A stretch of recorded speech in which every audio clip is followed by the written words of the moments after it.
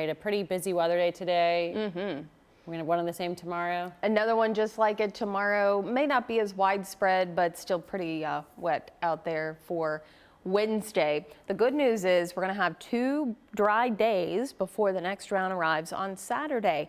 Valentine's Day is on Friday, and we are looking at a nice afternoon, one of the better days of the week. In fact, lots of sunshine, our temperatures hovering around the freezing mark. It'll be a cold start to the day, but we'll climb into those low 50s as we get into the later part of the afternoon hours. So enjoy the day on Friday because we get into Saturday, and unfortunately, we're going to be looking at the potential for more heavy rain and flooding, along with maybe a few strong thunderstorms as well. I want to focus a little more on next week because I've been getting questions about it already, believe it or not. Thanks to the internet, everything's available, and there's all kinds of stuff that you can find out there. So I want to make sure that we're kind of staying in the zone here and discuss what we may or may not see as we head into next week.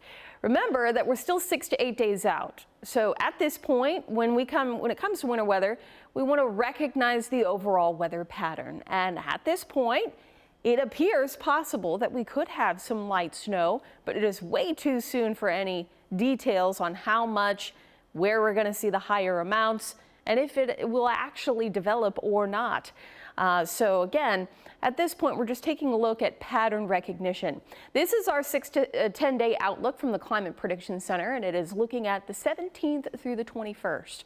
And overall, temperatures look to be well below average for us, with a big blue circle here, dark blue circle over Chicago and the Great Lakes, but even well below average here in Tennessee, which means temperatures will be more likely in the 30s and 40s for highs.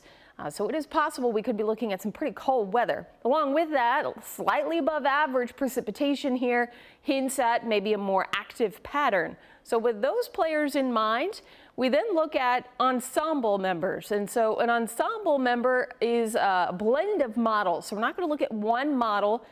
We're going to look at a bunch of them and combine them together. This is especially good when we're talking about forecasts over 5 days out. But right now, 2 of the main ensemble models here, the GFS and the European, are both giving us a chance of at least 1 inch of snow.